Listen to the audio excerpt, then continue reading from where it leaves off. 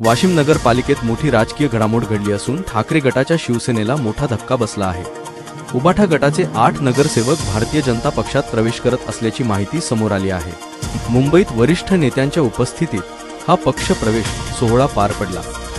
स्थानिक स्वराज्य संस्था निवडणुकांच्या पार्श्वभूमीवर हे पक्ष प्रवेश महत्त्वाचे मानले जात आहे। वाशिम नगरपालिकेत भाजपाची ताकद या घडामोडीमुळे वाढण्याची शक्यता व्यक्त केली जाते। राज्यात सध्या विधान परिषदेच्या निवडणुकीचे वातावरण असून या निवडणुकीत नगरसेवकांच्या मतांना मोठे महत्त्व असते। राज्यात 400 पेक्षा जास्त नगरसेवक निवडून आलेले असून प्रत्येक आमदार निवडण्यासाठी नगरसेवकांचे मत निर्णायक ठरते।